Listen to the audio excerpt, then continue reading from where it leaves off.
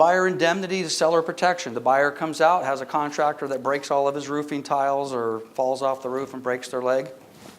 Buyer is supposed to indemnify the seller against those sort of issues that come up. Title investing, very simple. Seller has to be able to deliver free and clear title. Buyer has to be able to receive title. Sounds kind of simpler than it is, and that could probably go on for 2 hours about sellers who are unable to deliver clear title for whatever reason. And maybe a buyer thought everything was cool, and at the last minute a child support lien pops up and says, well, you're not buying this house until you get your child support handled. Okay? Those need to be, can't close escrow without it. Lenders aren't going to fund, title companies are not going to insure. So now again, as far as the type of vesting is concerned, there's some language in here. Everybody knows, I think is it still one of the real estate questions? We're not attorneys. We do not advise our buyers, joint tenants, tenants in common, blah, blah, blah, blah, blah, blah. Consult with your appropriate professional in that regard. There's a section down here that talks, of course, about title insurance, the CALTA and the ALTA. We do a whole class on title insurance on the web, and Annette will help you out with that as well. Basically, the CALTA and the ALTA, the homeowner's policy, the lender policy. Lenders aren't going to loan on a property without title insurance that says they're insured. Homeowners should not be purchasing properties that also protects them as well. There is some language in there that talks about optional coverage. That's dangerous. Time periods. We finally made it to paragraph 14, the all-referenced paragraph 14. First of all, let's read it. 7 days to do everything mentioned in every one of those paragraphs. The seller has the responsibility to do that, unless we change it. Buyer has 17 days to review them, approve them, and or challenge them. Okay? We go through and we talk about a whole bunch of stuff in here, most of which we've already covered. Okay? Continuation of contingency. After the end of the specified time and before seller cancels, if not all pursuant, buyer retains the right in writing to either remove the remaining contingencies, cancel the agreement. Once buyer contingencies are removed and delivered to seller, seller may not cancel the agreement. Notice to perform, do this. The buyer does it. I wasn't expecting that. I wanted to actually cancel. Well, they removed their contingencies. We're in. Seller cannot cancel. Okay? I'm going a little fast through this paragraph. This is really one of those, you need to read it and you need to pay attention to these dates. Okay? And this is where your notice to buyer to perform comes in, and this is where your notice to seller to perform comes in. You had 7 days, you didn't do it. You had 17 days, you didn't do it. You're supposed to remove your contingencies, you didn't do it. You're supposed to give me access to the property, you didn't do it. You're supposed to remove your contingencies, you didn't do it. All right? So again, we could go hours through this. Seller's right to cancel. The seller and the buyer, for that matter, have the ability to cancel based upon certain triggers. Okay? But in order to ultimately reach that cancellation, we touched base on this earlier today. I'm not canceling anything until I have first delivered to buyer a notice to buyer to perform. Okay? What did I want you to do that you haven't done? I have to put you on notice. Seller's right to cancel based on, by the way, these are contingencies. Now we've got buyer contractual obligation. Okay? I want, again, same form.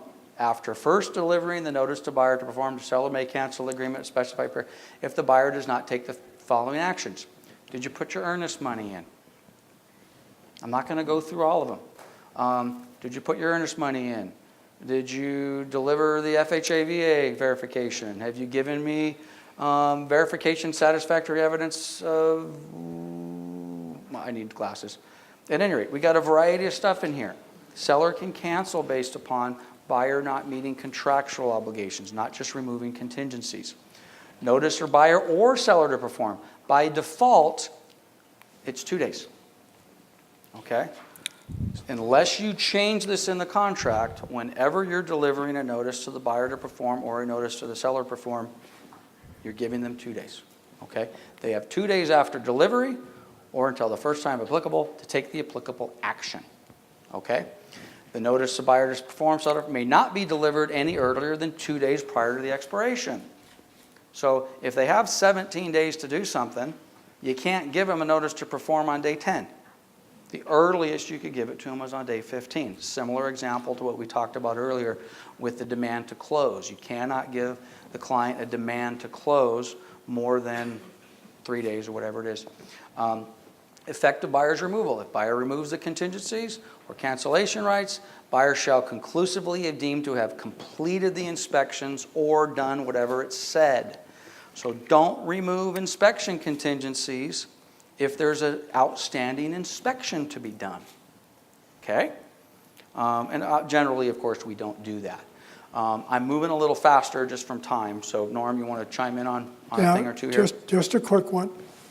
Throughout the contract, unless the buyer is in breach, in other words, they've gone past the time without performing, if they stay in contract, the seller has no right to cancel. There are several points in the contract at which the buyer has the right to cancel. The 72 hours after the NHD and the TDS, anything that they really find amiss in the inspection and the seller won't fix. The buyer is somewhat more free to move about and get away than the seller. The seller really has no right till the buyer breaches contract. Yep. Okay, close of escrow. Buyer or seller may cancel the agreement for failure to the other party to basically comply. However, before you're going to do that, you got to give them a demand to close. You can't just say, I'm canceling, okay? You have to give them a demand to close first. Unless you've changed the default, you got a demand to close, you got 3 days. Tick, tick, tick. Day 4, now I can cancel if that's what you choose to do. Can't do it beforehand. Effective cancellations on the deposits, okay? Bottom line is we know we don't get deposits released to buyers or sellers until what? Until everybody signs, okay? Or we get some sort of judicial decision or arbitration. Escrow is not going to give anybody any money until there is a cancellation instruction that says where the money goes. Now, there is and I've never seen this enforced, maybe Norm has, there is a good faith provision in here, which is kind of crappy. It's only $1,000. If it can be shown that either party didn't sign the deposit release based upon they just want to be spiteful and they're acting in bad faith, there's a $1,000 penalty, so to speak, based upon Civil Code Section 1057.3. I've never seen anybody get any money on that. That's kind of like Forrest Gump. He gets shot in the butt and $1 million wound. Never seen any of that money. You're never going to see any of that money. It just ain't there.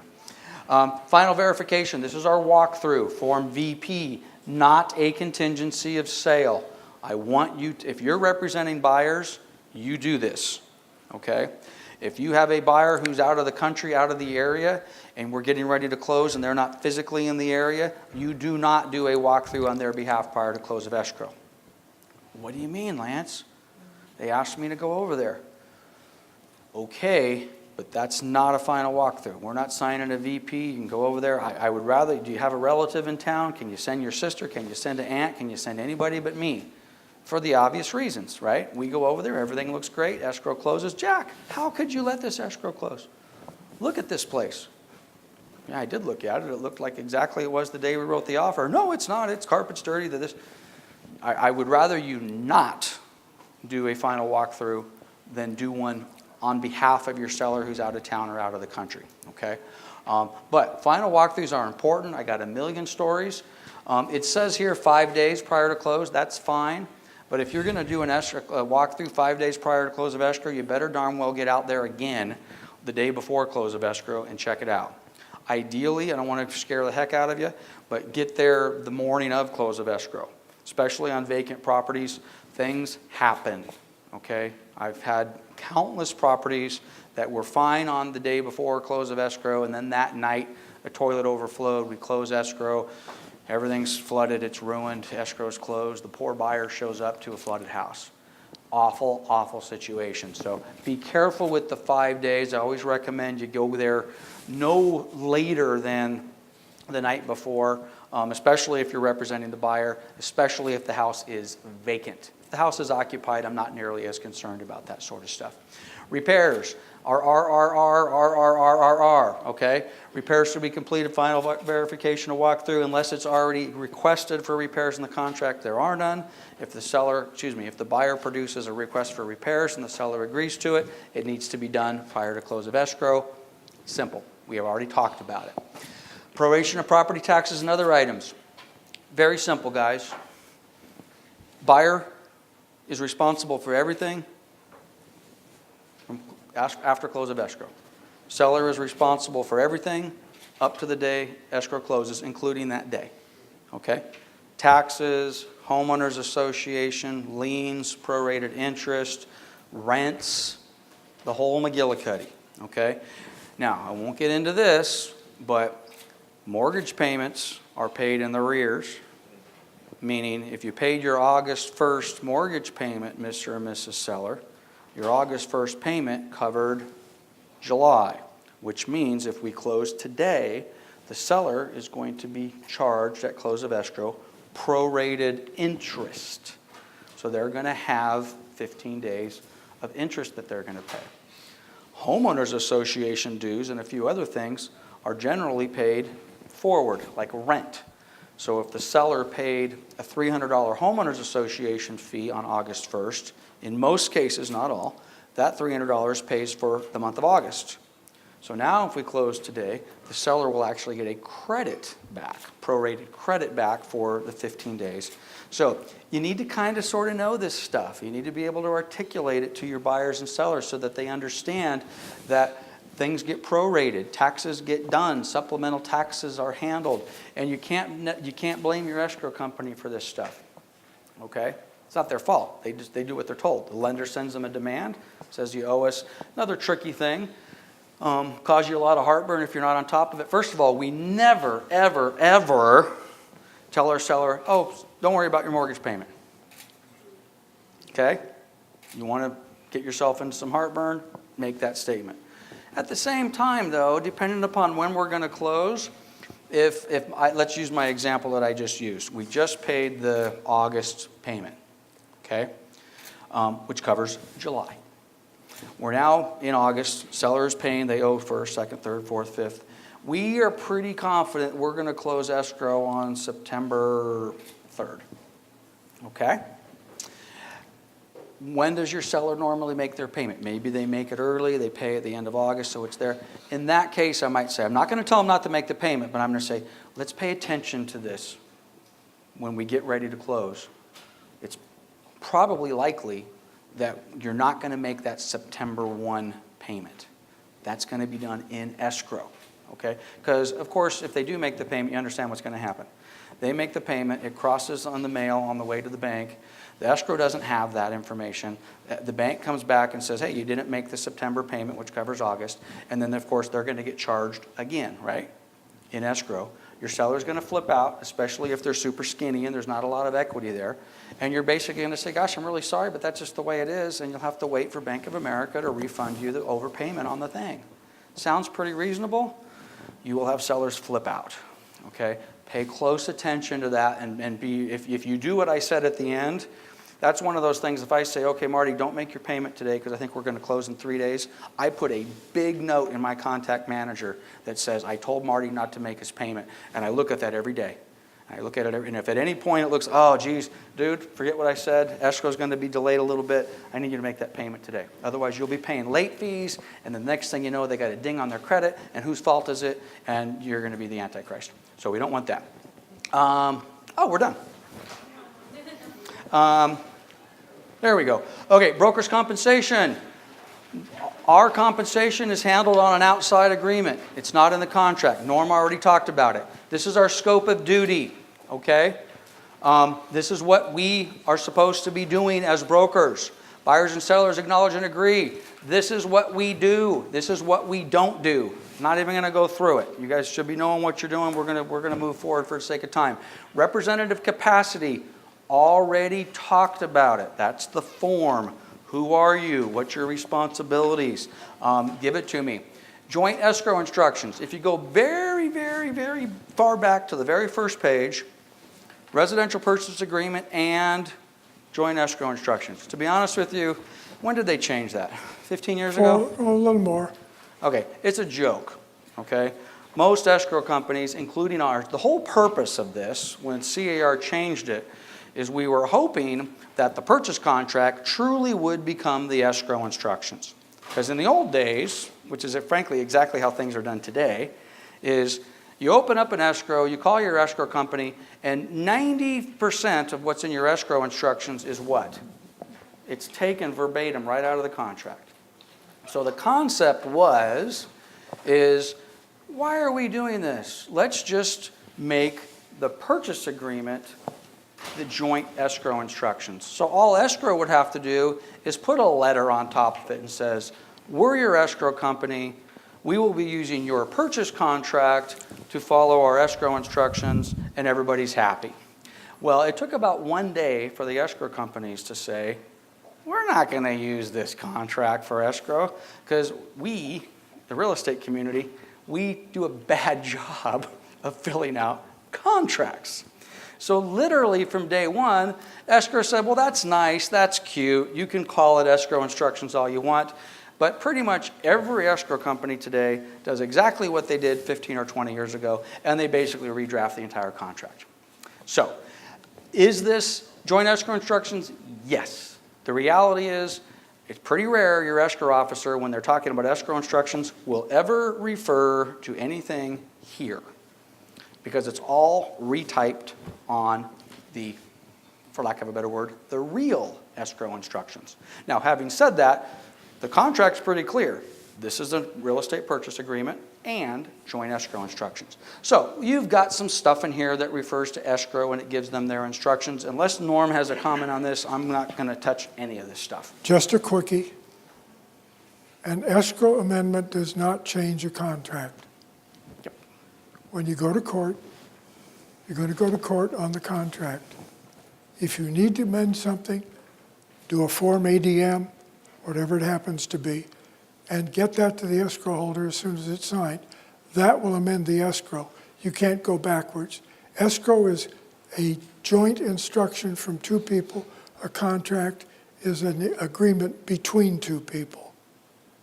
Don't be guilty of trying to modify a contract with an escrow amendment. Yep. And in many cases, escrow, and this can be frustrating. I've had this happen and I get frustrated on occasion, where you call up your escrow company and say, hey, let's kick out the close of escrow date from today to 2 weeks from now. And the escrow company says, be happy to do so. Send me over an extension of time agreement first. Okay? To Norm's point, 2 separate deals. Contract modification, escrow modification, 2 separate deals. If you ever end up in court, the judge is never going to say, show me those escrow instructions. Okay? They're always going to look at the contract, which is a whole other conversation. You better read your escrow instructions, because sometimes mistakes are made, and they're different. And then all of a sudden somebody forgot that the contract said the buyer's paying for something, but there was a typo in the escrow instructions said the seller's paying for something. Nobody caught it, escrow closed, now the seller paid for it. They catch it after the fact, it's a mess. So at any rate, read your escrow instructions. Okay, we could do 2 hours on this. I already did about 3 minutes on it, so I'm going to move a little quicker. First of all, let's deal with, this is kind of new. I think paragraph A showed up about 2 years ago. Any clause added by the parties, buyer or seller or agents for that matter, that releases or forfeits the deposit or making it non-refundable for failure buyer to do something, is deemed invalid. So that language that agents have been putting in the contracts for a long time that basically says buyer's deposits, non-refundable. If buyer does this, the seller gets the money automatically.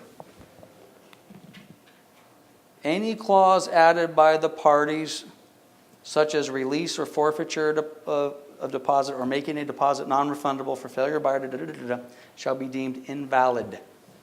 Don't do that. We did that a lot. So I still see it periodically. It's right there in the contract. Don't do that. The liquidated damages clause, there's 2 key portions to it. Seller is entitled to damages. This is pre-agreed to, by the way, of 3%. Or deposit actually paid. They can't get more as long as liquidated damages is agreed to. Pretty straightforward. okay? This can be a little dangerous, though, because sometimes sellers read that and they just think it's automatic. We already had that conversation. Nobody gets any deposit until everybody agrees. Mediation arbitration. We've got the mediation clause. Buyer and seller are unhappy with each other. They're agreeing to go to mediation, okay? Mediation's unsuccessful. Buyers and sellers continue to be unhappy with each other. Here's our arbitration clause. Arbitration needs to be initialed. If it's not initialed, they're not agreeing to arbitration. Clear? Okay. I got to tell you, I've been doing this a long time, irrespective of what I got going on in a couple of weeks. I've been to probably a dozen arbitration mediations. That saying that if both parties leave unhappy, it's considered a successful arbitration or mediation, that's a true statement. I've never been through an arbitration mediation where anybody was happy. It's literally just the opposite. Everybody's pissed. And unfortunately, depending upon our role in that particular issue, generally we don't have raving fans in that particular situation either. So I'm going to make a suggestion. If you find yourself regularly in disputes with clients and buyers and sellers and whatever it happens to be, you probably need to take a look in the mirror and find out what's going on here that's causing that problem. It shouldn't. I've been involved in a lot, but I've been doing this a long time, and the majority of the ones I've been involved in are because somebody in the back of the room went rogue on me, and I unfortunately didn't realize what was going on. It's kind of a big topic. Additional mediation arbitration terms. Exclusions. There's some exclusions to this. The following matters are excluded: a judicial or non-judicial foreclosure. Okay? Other proceedings that enforce a deed of trust or a mortgage, land contract, unlawful detainer, eviction. Okay? And any matter with jurisdiction over probate or small claims. The reality is the vast majority of these have nothing to do with us selling regular transactions. It's pretty rare that you're going to be in a well, it's not necessarily rare. It's possible you could be in a transaction and the property gets foreclosed upon. Oops. Okay, hey, I'm sorry, got foreclosed upon. I've had this happen a couple of times. It's not really what we're talking about here, but you're in escrow, you're getting ready to close, and the seller lost their mind and they filed a bankruptcy, a week before we're supposed to close. So what are you doing? Well, yeah, I'm cleaning up my life. I told you I was getting divorced, I was doing this, I was doing that, and I'm like, okay, great, bankruptcy's fine, but don't do it 2 days before we're supposed to close escrow, okay? Which, again, isn't really what this is talking about. Norm, you want to jump in on the arbitration mediation? Just a little. Arbitration is very seldom used. Mediation is required. It's not optional. You'll notice there are no initials Right. for mediation. No, that initial here, Yeah. that's part of the contract, whether this is initialed or not. Mediation is required. And mediation is a good thing because about 80% of the time it settles a problem. And then the other 20% of the time it tells you what the other side is talking about and what they're looking for. So it's a good thing to attend when your clients go to mediation. Yep. Okay, moving right along. Selection of service, very simple. Who's escrow, who's title, who's going to do the home protection, whatever it happens to be. We can make some suggestions. We don't guarantee anything. The buyers and sellers get to choose that. Multiple listing. The property goes into the multiple listing service. Hey, it is there. Attorney's fees. There's a which is so funny. The attorneys write these things and they get one sentence to deal with their attorney's fee. I always just find that hilarious. But at any rate, somebody sues somebody arbitrates, the prevailing party is entitled to attorney's fees. That's very standard. If you go to Best Buy and you buy a computer, there's probably something in there that says you agree to that. Assignment. Buyer shall not assign any part of his interest in the agreement without first having obtained a separate written agreement. We already talked about that. That's where the assignee comes in. So you can't assign it without the seller's approval. Equal housing opportunity. We sell to anybody. We don't discriminate. You got green money, we're going to sell you the house. Very simple stuff. Terms and conditions of the offer. This is the offer to purchase. Blah, blah, blah, blah, blah, blah. This is it. Terms and conditions and time is of the essence in the entire contract. To me, they all go together. This is where I sit back with my client and I say, okay, we've been looking at houses for 2 weeks. We finally wrote an offer. Sometimes I get confused.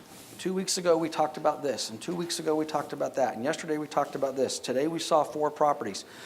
Is there anything that we talked about since we started working together that we haven't discussed and that's in this offer that's missing? Because now is the time for us to sit back and say, put that in, okay? And then I do the same thing with my seller. Is there anything that we've been talking, that creepy crawler? Lance, oh shoot, you're right, darn it. Let me get something here that says seller keeps the creepy crawler for the pool. So this is your chance. Is there anything that we missed? Is the entire contract in place? Did I coerce you? I don't use that language, but you're paying $550 for this house because you want to pay $550 for this house, right? So you put it, and then I love the time is of the essence. We ignore that. Time is of the essence means if it says do it in 7 days, do it. If it says close on the 15th, close on the 15th. Simple stuff. They're not target dates. Not target dates. You want to upset me in a transaction, and I talk to my lender and say, hey, Matt, how's it going? How's escrow looking? Oh, we're shooting for the 15th. Excuse me? We're shooting for the 15th implies to me that maybe we'll hit it, maybe we won't. It's a contractual date. We're either going to do it or we're not going to. Hey, we'll do our best. What? Okay, so time is of the essence. Definitions, not going to read it. If you read it, some of these things will surprise you. Okay? What does days after mean? Well, if it says days after, buyer will do something 7 days after receipt. I received it today. Days after, day one is day after. Day one is tomorrow. Thursday, Friday, Saturday. Okay? Close of escrow date. Which means the date. Days prior. Okay, well, read those. You guys are all adults, so you don't have to go through that. Expiration of offer.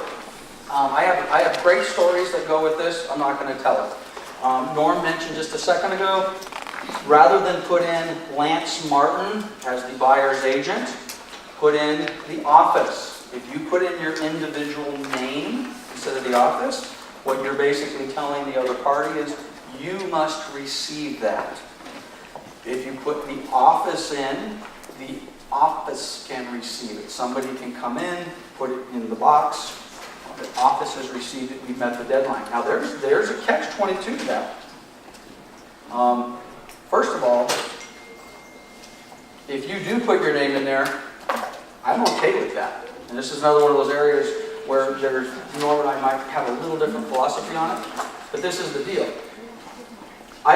Some things I don't necessarily always like it just showing up at the office, because then someone could take something and put it in my box that's at the front pickup desk, and maybe they didn't tell me. And maybe our receptionist was sick that day, and I didn't see it. I personally want it, okay? But I also personally want it because I don't check out. You guys figured this business out yet? Have you guys figured out there's no checking out? You are not allowed to take a vacation. You are not allowed to just shut down for 4 days. If you take the vacation, you're checked in. You answer your phone, you answer your text, you answer your emails.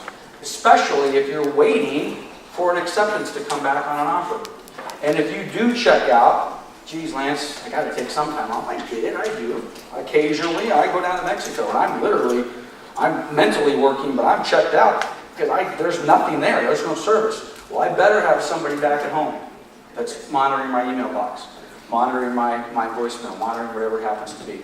So you can put your name there, but for all the reasons that Norm mentioned earlier, putting the office in there at least allows that other entity called the office to receive that for you.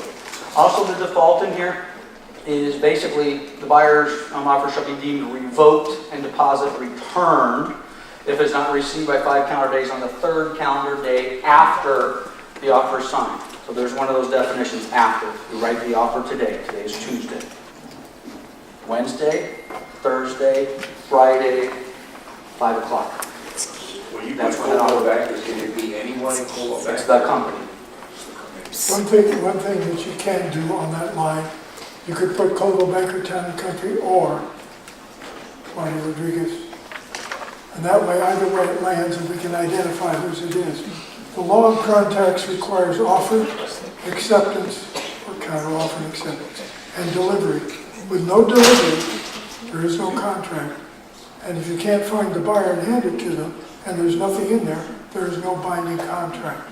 Yep. So put the office name and your name, and it'll work fine. Yep. Oh, this is Wednesday. Let's pretend this is Thanksgiving week. Don't use the default. Yep.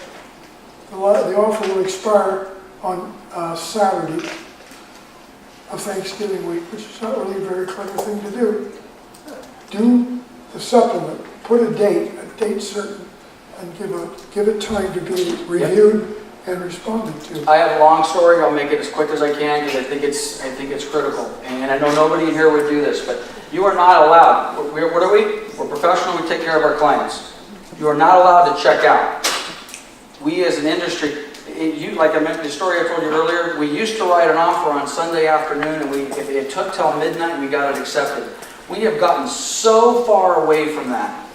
It is now acceptable to well, when am I going to get an answer back on the offer I wrote a week ago? I don't get it. It's totally unprofessional. But let me give you an example.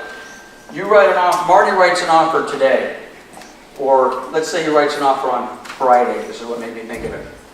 The offer, Saturday, Sunday, Monday at 5 o'clock, that offer is dead. Okay? So let's suppose, Marty, I can give you 6 other examples, but all of them are real. Marty writes an offer today, represents Jack as the buyer. They write it on Friday. Okay? Marty's anniversary this weekend. Marty jumps in the car, goes to Vegas. Kind of sort of forgets to get maybe he emails the offer out to the agent, but doesn't follow up, doesn't call the agent in advance, say it's coming, doesn't get a receipt back. Marty just kind of mentally checks out, goes to Vegas Saturday, Sunday. Anita's shaking her head. This happens all the time. All the time. Marty rolls back in after the long weekend on Monday, realizes, oh crap, I got Jack's offer, and Jack's been calling me, what's going on, and now I'm back. And by the way, his offer is dead at 5 o'clock. But now Marty calls the listing agent, says, hey, I got an offer, I'm going to send it over to you. He says, good luck with that, man. It was available when I spoke to you on Friday, but I sold it this weekend.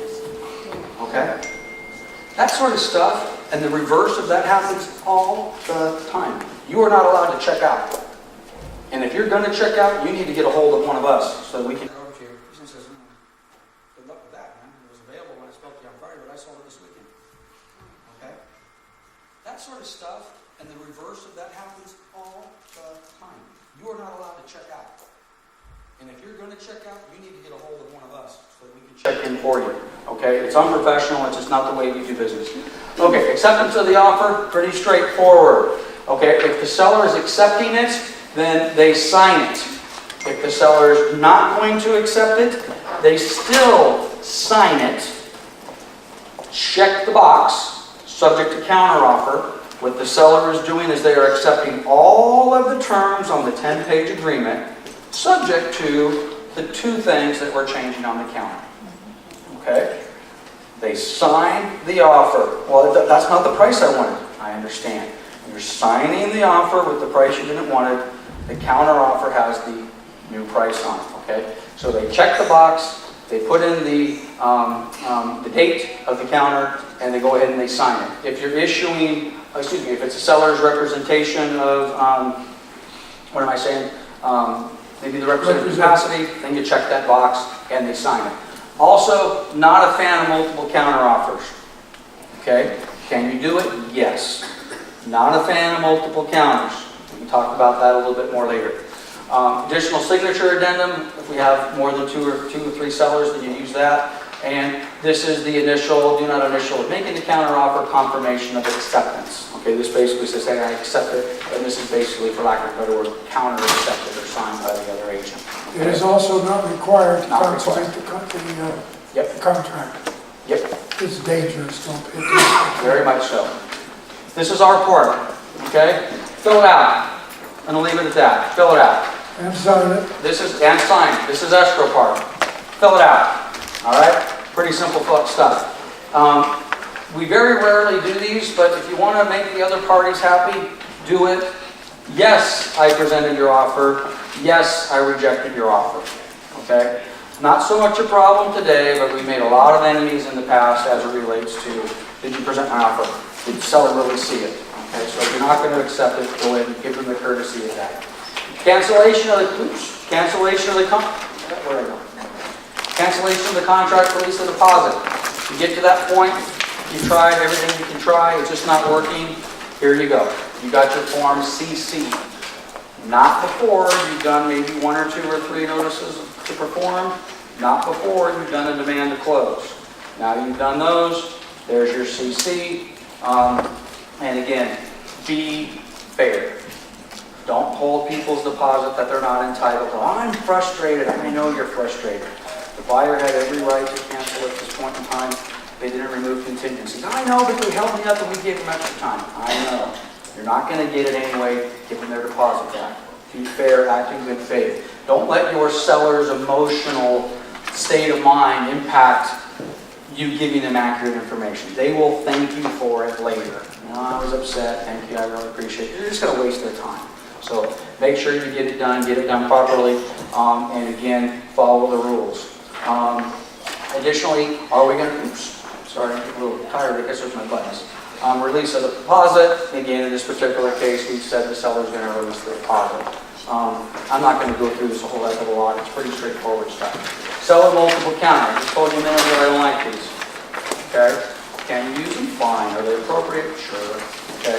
Just not a real big fan of sellers issuing multiple counter. Everybody understands multiple counter offer. I got 4 offers on the property, and I decided to issue 4 simultaneous counters. For me, I believe best practice is to sit back and say, Chuck's offer I like. I'm going to go ahead and accept Chuck's offer. I turn to the other 3 agents and say, really sorry, you've accepted offer number 1, Chuck. If anything happens, I'll come back to you. I don't issue backup offers like we talked about before. I don't issue multiple counters. You can. I personally think it's not best practice. Let these people know what's going on. Move with offer number 1. If offer number 1 doesn't work, then I go back to these folks and I see where I am. Okay? By the way, in part, I follow that practice because that's what the big boys do. Fannie, Freddie, all the foreclosure people, the thought of them issuing multiple counteroffers, you kidding me? No way. Their attorneys get paid a lot more money than my attorneys do. That's the procedure they followed for years. Yes? Where does that place us in our obligation to getting the seller the best price and terms? Okay. A little different conversation, but same conversation. Before I issued seller counteroffer number 1 and only to Chuck, I now look at my 4 offers that I have in play. This is a very similar Fannie Freddie policy. It's a policy that I would, if it's good enough for Fannie Mae, it's good enough for us. Okay. What they do is they give us the highest and best. Okay. We have 4 offers. We have 5 offers. We have 28 offers. Okay. Everybody is on notice. We have multiple offers. You have until Thursday at 5 p.m. to get me your highest and best. Highest and best, highest and best, highest and best. I now look at highest and best. I now satisfy my obligation to the seller. Okay, you gave everybody an opportunity to give us the highest and best. Chuck was best. Thank you everybody else for playing. We'll get back to you later. Okay? So that's how 99% of the REO players deal with it. That's how I think we all should deal with it down the road. So step 1, multiple offers, is basically tell me to get highest and best. Which, by the way, if you're on the buy side of this, does it suck? It sucks. Wait a minute, I can see what you're saying to one particular buyer. I'm going to pick this guy. I like this offer. Yep. But like you said, like Jack said, we have multiple offers all over listed prices. Okay. Don't you have an obligation of due diligence to figure out sure who's going to give you the best, like give you the counter offer all of them, so I invest like you just I technically did. When I go out to all of you, it's not a counter offer. But by the way, I don't do this verbally, by the way. I give you a highest and best form. And that form says, thank you for writing an offer on 123 Main Street. There are multiple offers on the property. Seller is requesting that all offers, all agents and buyers submit their buyer's highest and best offer by noon on Friday, whatever it happens to be. Put you on notice, make you sign it, send it back. So now everybody knows there's multiple offers on it. Now this is what the crappy part is. Let's suppose it's a $100,000 listing. Chuck's knew that this was a hot market. Chuck writes an offer for 110 just because that's what he thought. You're at 102, you're at 100, you're at 95, okay? By the way, can we disclose to the other parties what the other offers are? Yes. You can. Don't do that. Okay, you can. Lance, you have to tell me. Don't tell you anything. Okay? My seller, in consultation with my seller, we are keeping the multiple offers confidential. This is why it's really crappy, by the way. If you're on that side of the fence, crappy. On my side of the fence, again, by the way, this says seller's counter. Who am I representing when I'm talking about this? I'm representing the seller, my client. If I'm on your side, I'd like to do it a little differently. If I'm on the buyer's side, okay? But it's very simple. No, I don't disclose. Give us highest and best. This is the cruddy part. Chuck already has the highest and best offer. He's bidding blindly against himself. He goes back to his buyer. Oh my God, there's 4 offers in on it. I already gave him $10,000 more. And, well, yeah, you don't want to lose it. The market's hot. So, crap. Okay, I'll go to 115. I got to tell you, is Drew in the room? How many times did that happen? Daily. Daily. It's really crappy. These buyers were outbidding themselves. They were already highest and best. All right? But I'm representing the seller. To Jack's original question, how do we make sure the seller got the best offer? Did the seller get the best offer in that case? Absolutely. Now that I have given everybody a chance to give me their highest and best, we turn to Chuck and say, thank you very much. We're accepting your offer, or maybe we're countering some minor terms. Okay? But in some cases, maybe we just accept it. We don't have a counter offer. Maybe we just counter offer a close of escrow date or something like that. But you're it, everybody else is out. No backup offer number 1, no backup offer 2 and 3, no multiple seller counters. And what did you have to sign another offer, not a counter offer, a regular? Who, him? Yeah, the one I got. He would normally bring that in on a Form ADM. Oh, He'd write an addendum form saying highest and best offer is. and then you And that is an addendum to the purchase and you agreement. just say sales price to be done and out. Well, he could rewrite the whole offer, or he could amend his existing offer in an ADM form. But that is best practice if you're representing the seller. Now, if I'm representing the buyer, I hate everything I just said. Everything I just said is just miserable. Okay? But that, if you're a listing agent, that's the way to do it. Anything other than that, I'm telling you, you're asking for trouble. Yeah, Mike. You gotta act before Chuck's offer is expired. True. You gotta act real quick. Well, in theory, but then, okay, let's say what the contract says and let's talk reality. It takes me 5 days to do that. Every one of these offers are already expired yesterday or the day before. You want the house? Okay, great. The buyer comes in, irrespective of this,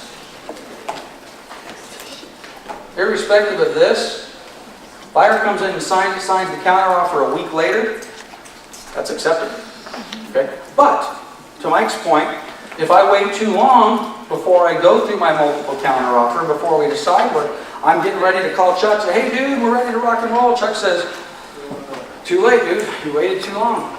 I'm out. My offer expired 4 days ago. What are you waiting? I'm sorry. Can that happen? Yeah, absolutely. And then I go to Marty. You still there? Jack, who's left? Okay? That happens. It definitely happens. Which gets back to time is of the essence. Let's not drag our feet on that. So then, seller, multiple counteroffer, and again, you can do this. Just give it some thought. Now I give 4, and they don't have to be the same, by the way. Okay? I give 4 different counteroffers out. Generally, you give them the same term. Well, you come to 410, 410, 410, 410. This is the part that sucks. All 4 of them sign it and they send it back. Okay? I still like Chuck's. You guys are upset. Your buyers are upset. Buyers don't understand because you didn't explain it to your buyer very well. And now everybody's upset. I thought I just bought the house. Well, no, it was a multiple counter. Binding effect doesn't happen until I get it back and then you say we want it. It's a crappy situation. And unfortunately, we've been in this perpetual market of low inventory and multiple offers. Get used to it. As ugly as what I just described to you it is the best way to do it. Okay? Especially if you're the listing agent. Okay, multiple counter offer 1. We'll go past that. Buyer counter 1. Again, buyer counter, I think that's self-explanatory. All the expiration dates apply. Seller, we do need to number our counter offers now. Seller counter 1, buyer counter 1. Seller counter 2, buyer counter 2. It'd be a little confusing. In the old days, it used to be counter 1, counter 2, counter 3, counter 4. Now it's seller 1, buyer 1. Seller 2, buyer 2. We've had, I don't know if Norm has seen this, but I've seen a couple of them where we have original offer, seller issues counter 1. Buyer's agent unknowingly wants to issue a counter, but they label it buyer counter 2. Buyer counter 2 implies there was a buyer counter 1, but there never was. So these are some old school agents. That's what we used to do. Counter 1, counter 2, counter 3, counter 4. Now it's 1, 1, 2, 2, 3, 3, 4, 4. God forbid you have 4 counters out. Okay. If you have that many counters, don't literally do this, but you kind of want to throw it all in the trash and start fresh. Having that many counters is problematic. Okay. So, what time is it? We have 26 minutes. Excuse me, 24 minutes. Let's see, and by the way, you guys are troopers, man. This information, as much as I enjoy doing this sort of stuff, I'm the first one to acknowledge that this information can be a little dry, not necessarily the funnest 6 hours to sit through. So hopefully you're getting some value here, and I see a few long yawns and sleepy eyes, but I think you guys are doing pretty good. So, all right, so we're gonna see how far we get. We're gonna throw us out of here at 3 o'clock, so we'll kind of see what happens. Obviously, by the way, we're not necessarily halfway through. We're a little farther than halfway through. Finishing at 3 is probably going to be a long shot. Okay, guess what? Already did it, right? Listing firm to seller. Agency, guess what? We can rock and roll. Let's move past that. Seller's advisory. So this is basically the last 2 pages of the listing agreement. It's advising the seller of a few things. I'm going to go pretty quick about this because we're already talking about this. The seller has to disclose no material defects. The seller has a responsibility to do statutory disclosures. We already talked about that in the purchase contract. The seller has a responsibility to do a transfer disclosure, natural hazard disclosure statement. Death. Okay, let's talk about death again. Many buyers consider death of real property to be a material fact. Okay? It is advisable to disclose a death that occurred, or, let's read slowly. In some situations, it is advisable to disclose a death occurred or the manner of the death. However, California Civil Section says you have no duty to disclose if the death occurred more than 3 years. Police the occupant or died from basically HIV. Okay? The law does not, ready? The law does not immunize an owner or his or her agent from making an intentional misrepresentation in response to a direct inquiry. I don't care about 3 years. I don't care about HIV. Correct me if Norm has a different opinion. If the buyer comes to me and says, has anybody died in this property ever? Direct inquiry. How? Whatever. Answer the question. Okay, that's how I read that. You read that in a different way? Absolutely. Okay. There's so- case law on that. Right, okay. Now, where we run into trouble is there is no direct inquiry. And if there is no direct inquiry and it happened within 3 years, whoops, we got big trouble, okay? If there is no direct inquiry and it happened past 3 years, well, there's case law that says, hey, we have no duty. I still have a discomfort with that. I did this in a little survey with some agents. Some of you might have had this survey.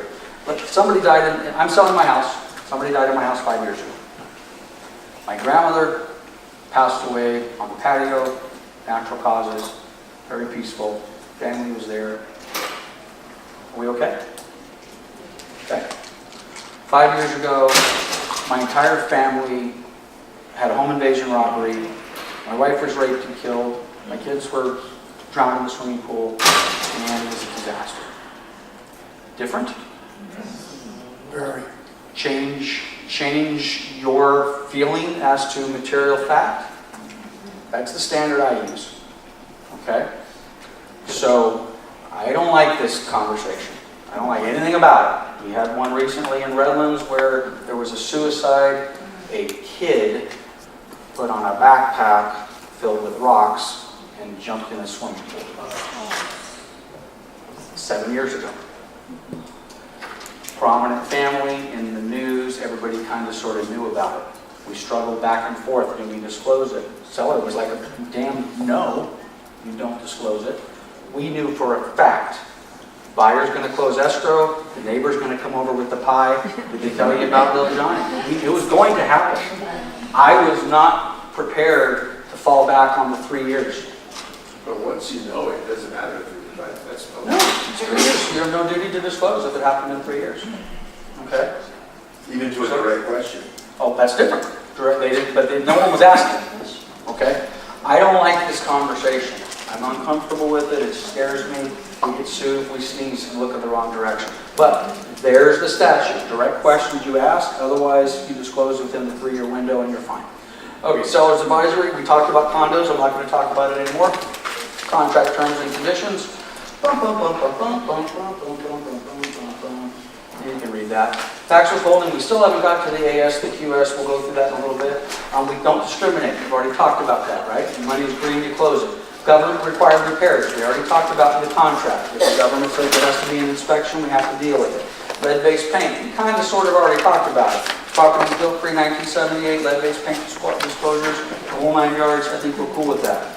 Legal tax and other complications. Mr. and Mrs. Seller, I'm not a tax, I'm not an attorney, I'm not qualified to advise you in those areas. Get professional stuff.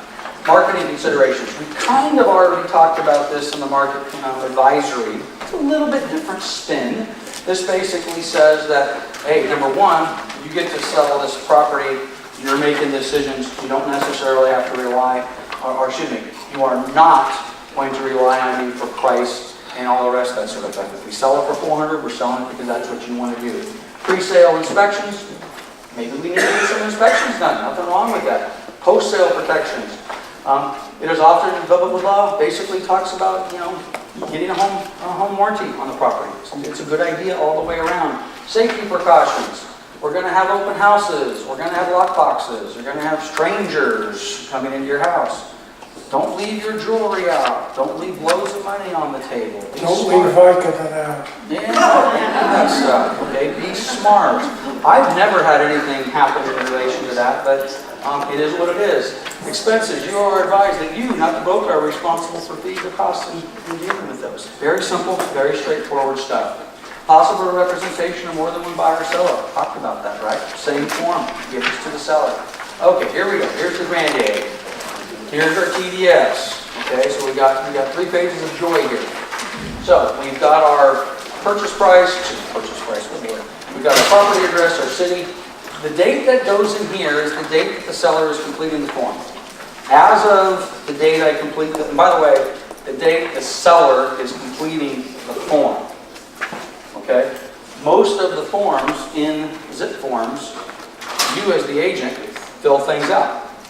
Right? You guys know when you go to zip forms, you don't have the ability to check the box. There's a reason for that. They don't want you checking the box. You can put in the, you can put in the address, you can put in the date. Before I get to that, other disclosures. Does the seller have in their possession any additional disclosures? Remember those 3 termite reports we talked about? Yep. Remember that home inspection report that we got from the escrow that fell out 6 months ago? Yep. Those need to be provided. You cannot hide that stuff. Seller has that in their possession. You need to give that to the buyer. Now, when we get to this, top portion, this is seller's information. Seller is disclosing the following. Pretty straightforward. The following representations are made by the sellers and are not representation of me. Can our Avid conflict with this? It can. Not ideal, but it can. If our Avid is conflicting with something on here, we need to have a conversation with Marty. Say, Marty, there's a ceiling stain there, dude. I'm putting it on that, no, I'm painting it over. No, you're not. Okay? Or let's go back to the coyote lady. Okay? You told me the reason you're moving is because you haven't slept in 10 years because you have a neighborhood noise problem or nuisance. Number 11, you have coyotes. Now all of a sudden, when we get to bucks 11, you don't remember that you had, the first thing you told me is you can't sleep in this house. Ma'am, I want to work with people that want to work with me. And I want to work with you. That doesn't fly. You're checking the box, and you're putting in there, I have a coyote problem in my neighborhood. And I don't sleep well. Because if you don't, I will. Having said that, it's pretty rare that I just let that slide like that. You're putting it in for your own protection. Okay? You're putting it in for your own protection. I'm trying to help you out here. So bottom line is the seller in their pen comes, checks the box, and they check the boxes. I have this, and this. Very simple. Okay? Then down here, are there any to the best of your knowledge of the above not in working condition? And by the way, there's nothing wrong with checking yes. Yes. I don't have all the window screens. The little itty bitty window screen in the bathroom upstairs is missing. Okay? Because if you do check window screens and you don't check that, what happens on the walkthrough? Buyer comes in, they do their walkthrough, the window screen up top is missing, and they want what? They want a window screen. So, hey, let's put down, let's do what the form is intended to do. This is what I have, and this is what's not working so great. I don't know, man, my garbage disposal seems to work, but it's making funny noises. Nothing wrong with putting in garbage disposal makes funny noises. Okay, I don't want to say that.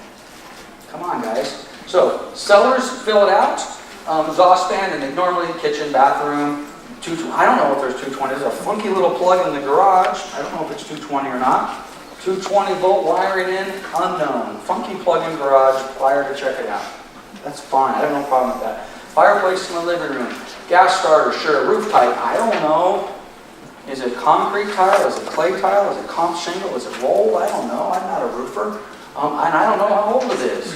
I bought the house 10 years ago. I think they said it was 10 years old at the time. I don't know. I'm okay with an I don't know here. I think 20, but I don't know. All right? That works for me. What else we got?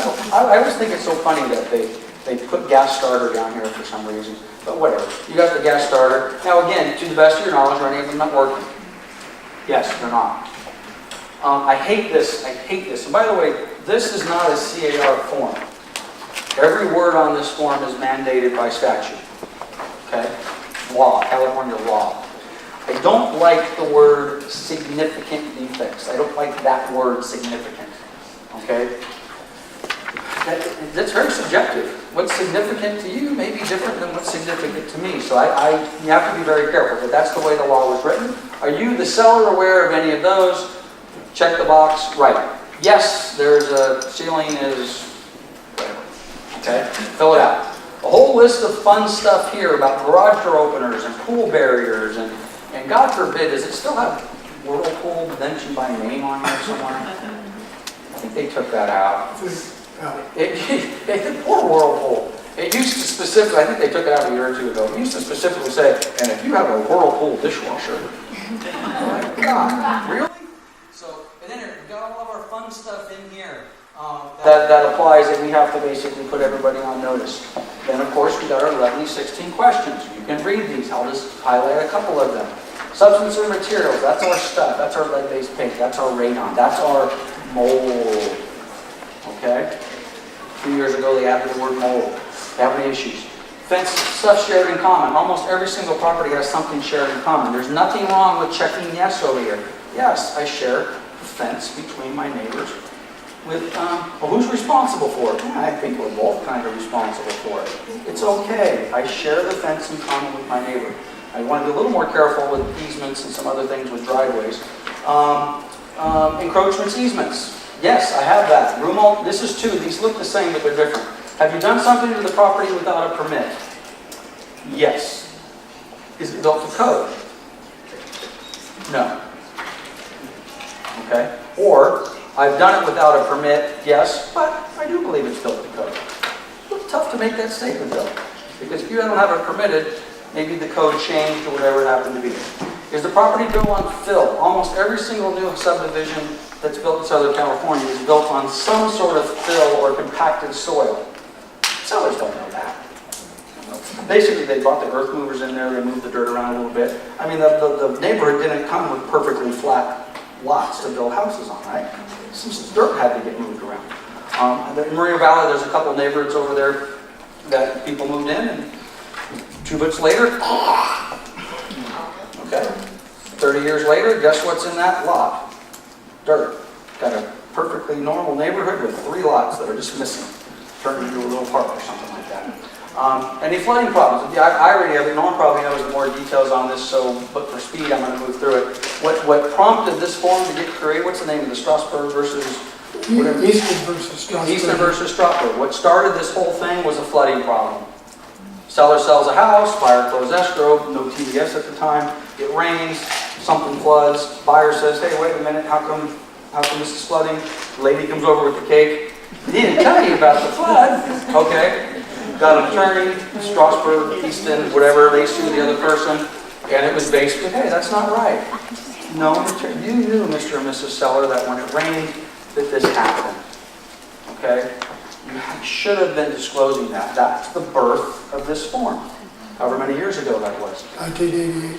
There you go. Damage, fires, again, I got a bunch of cool stories about this, but I'm going to blow past them. So disclose, disclose, disclose. I will come back here. If they answered yes to any of these questions, explain. Yes, very simple. Explain. There we go. Here's our avid. This is where earlier I said we put in here that the buyers are recommended to go get their own professional inspection. No, you don't. You check the box, you complete your avid. Complete your avid.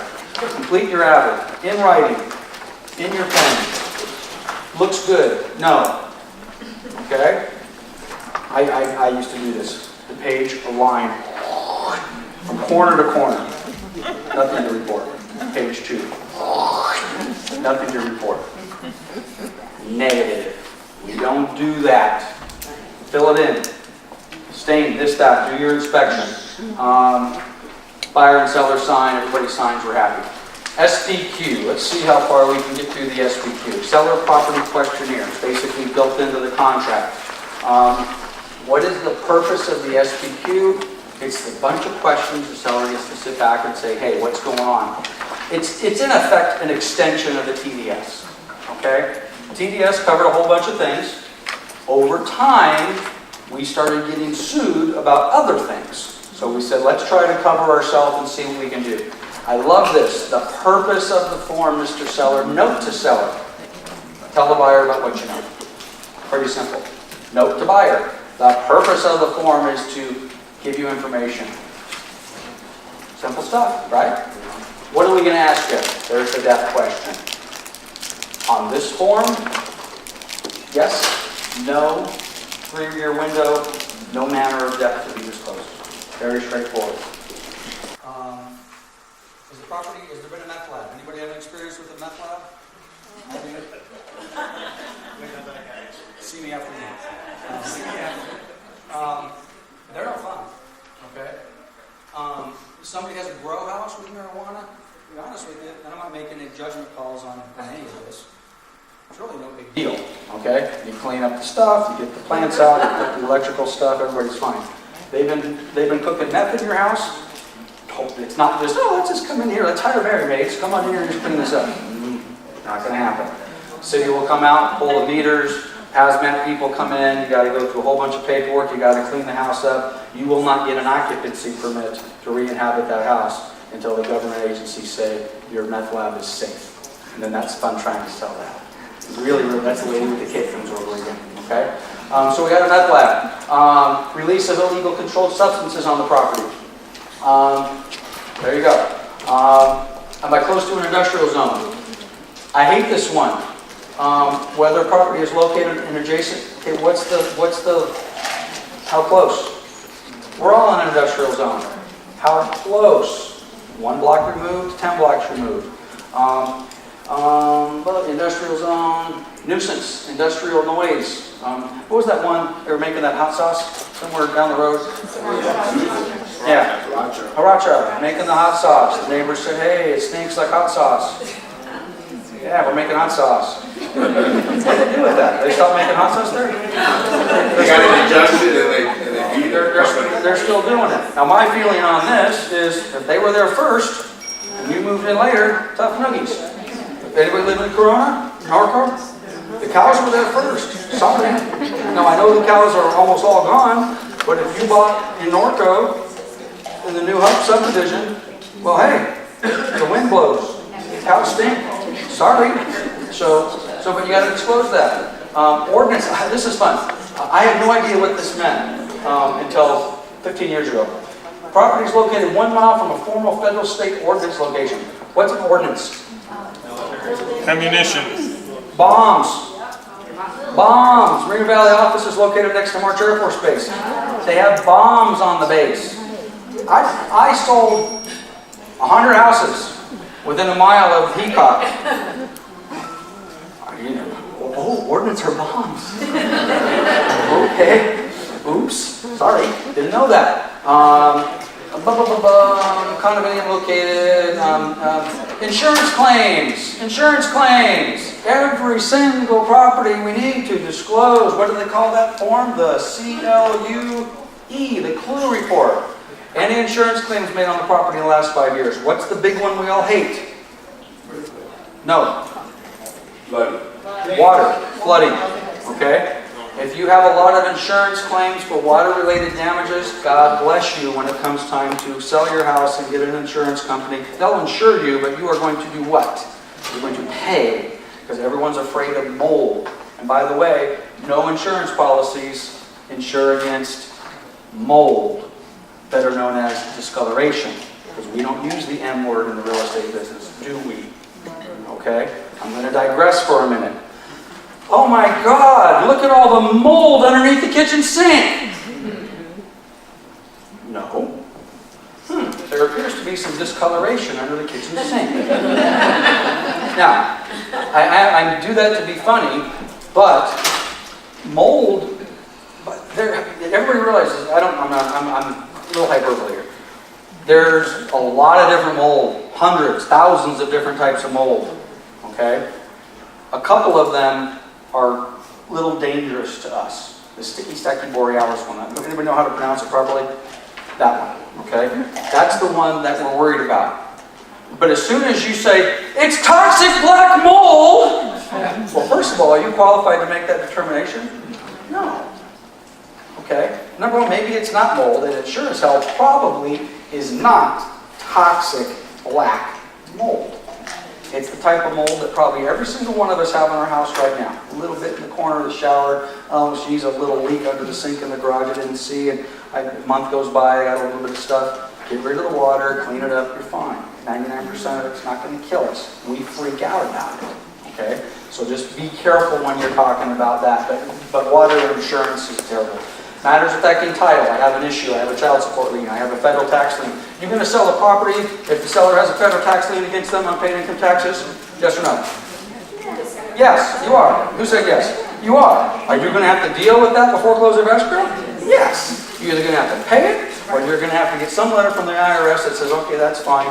They can sell this house, but you still got the lien. Don't let them scare you.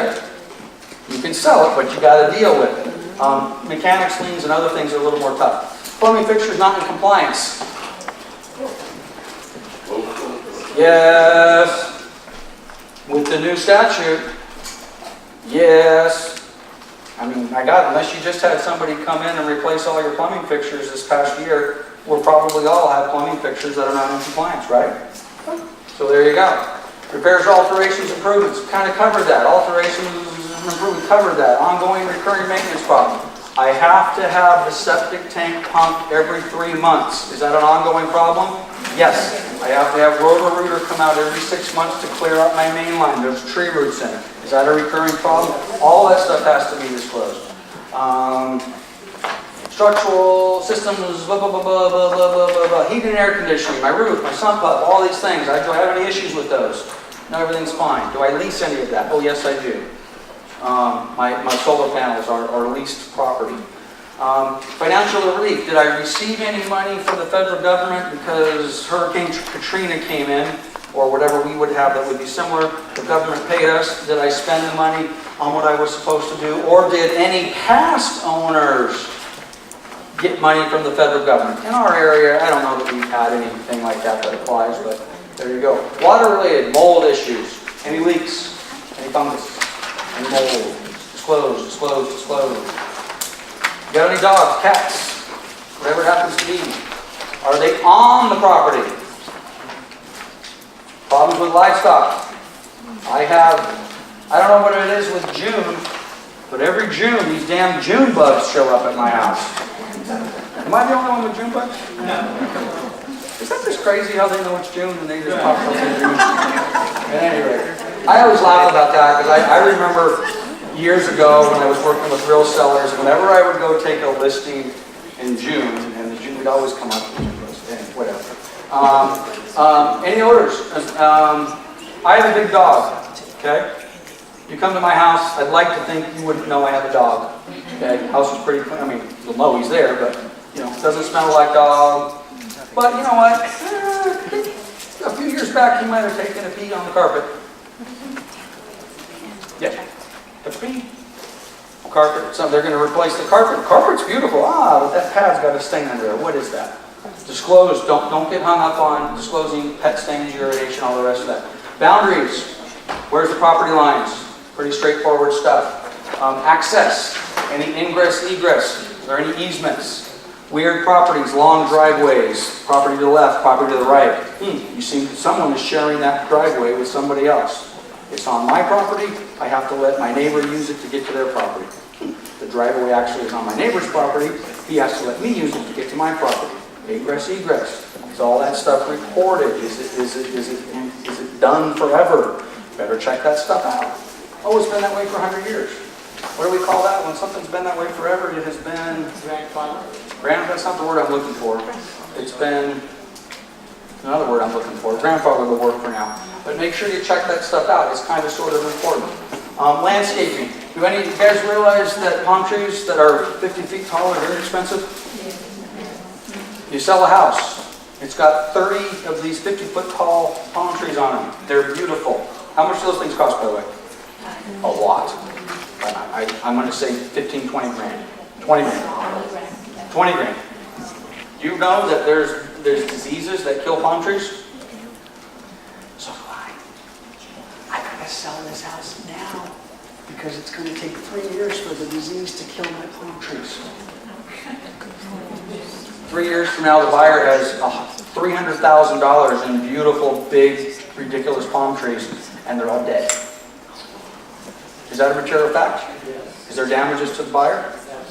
Absolutely, especially if the seller knew that there this in effect palm tree disease, whatever it happens to be. Silly stuff like that. Sprinkler systems, pool heaters, spa heaters, past, present defects, cracks, blah, blah, blah, blah, blah, blah, blah, blah, blah.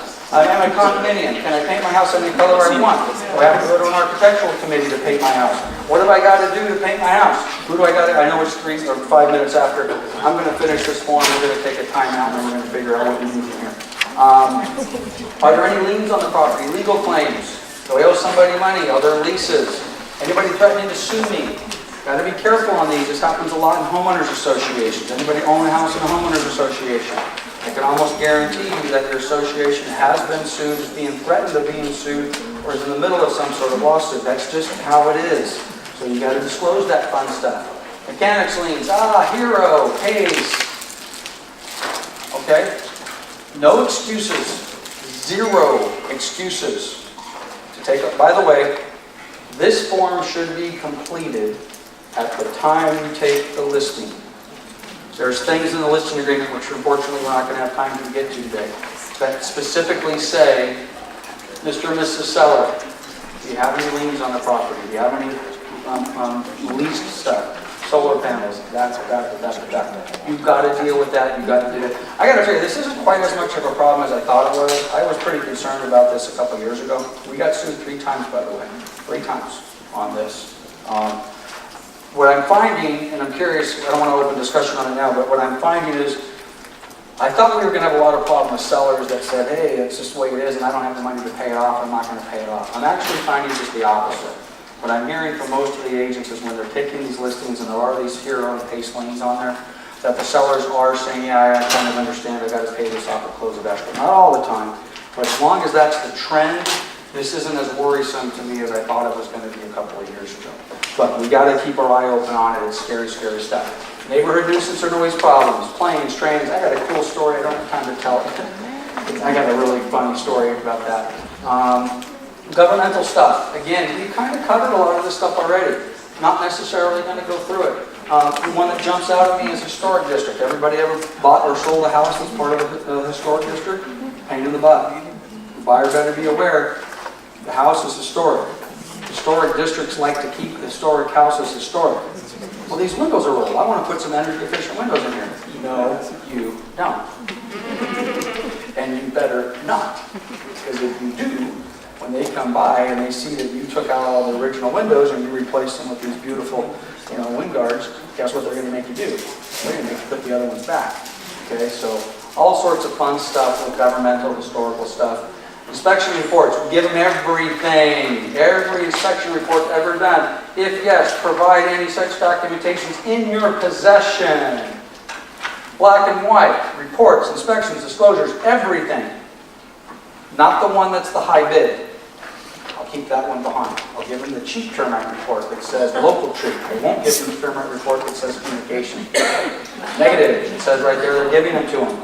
I smoke on the house. Okay? I think this is an interesting one. We've been dealing with cigarettes for a while, and cigarettes are out of vote, and everybody hates cigarette smokers. I apologize if you smoke. But now weed's cool. So, what it is, I don't know exactly. Is it in here somewhere? Does it talk about smoking weed? I don't know. I'm not passing judgment on anybody, but I don't want to live next to somebody who's smoking weed all day. Okay? I don't like that smell. I don't want my kids smelling it. Drew and Drake are very impressionable. Okay? But again, we've got a little bit of unnavigated territory here as it comes to, have I been smoking weed on the property? Have I been growing? Because we all can grow weed on our house now. We can have, God knows what we can have. Okay? So it's very interesting to see how that's, and by the way, in some people that might be a positive. I want it. But let's go back to the disclosure. I live in my house. Okay, what would you guys do? Remember the lady who's selling her house because the coyotes keep her up at night? What about the person, and maybe this isn't the reason they're selling their house, but one of the things they don't like about their house is both of their neighbors on either side are chronic stoners. It doesn't really matter what time of the day or night the wind blows, I'm smelling weed. Do we disclose that? Yes. I think you got to disclose that.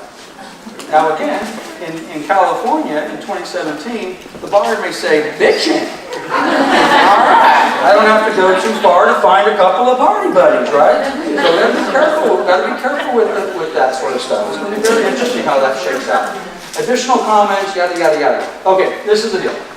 As we kind of suspected, 6 hours wasn't enough to do this. Quite honestly, given the pace we went at today, I think we probably need 2 more hours to kind of sort of finish this.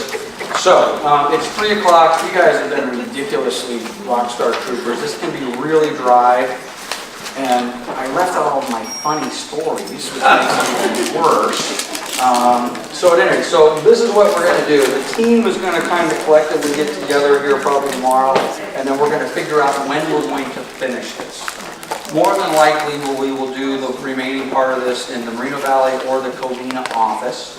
This is the deal, though. If you miss it, that's okay, because we've got the video rolling. We're just going to pick right up off at the exempt seller disclosure, and we'll let everybody know that we've got it, we've posted it. You can kind of come in and pick up where we left off. A couple other quick things before we have one more drawing and we'll let everybody get out of here. These books are a first draft. Some of you may have found a typo or some grammatical errors, excuse me. We're going to keep this a live active document. I'm certain that we will have a version 2 out probably for the next 60 days. We will post that and make it available to everybody here, whether you reprint it or whether you just put out a couple other pages. And this is our plan, and then we'll do a drawing and we'll get out of here. We've been doing these classes, believe it or not, guys, we've been doing these classes about every other month in all the offices for years. And we've been lucky to get 4 people in. Okay, most of those poor people are the brand new agents in the group, okay? We're no longer gonna do these contracts and disclosure classes in-house every, 2 months. We're gonna do something like this twice a year. By the way, I'm just curious, I know I asked this earlier, if you don't currently work with Coldwell Banker Town and Country, raise your hand. Okay. It's entirely possible, and I'm not 100% sure how all of you non-Coldwell Banker agents got here. It's entirely possible we will actually do this type of a class monthly, or maybe even every other month. Not so much that we expect Marty to show up at every one of these, because it's not necessarily necessary. Frankly, we're doing it for those people who just raise their hands, because we like to recruit. Okay. Having said that, if we do these things every 4, 6, 8 weeks, and we are doing this in a recruiting mode, of course, all of you guys will be welcome to come as well, so you can come back as many times as you want. This is what I am going to implore you all to do, though. You need to do something similar to this at least once a year. Okay? Things change. We didn't even get to the QS. Probably the most important thing we should have talked about today, we didn't even get to. Okay? So, anyway, we're going to do more of this. I hope you guys got some value.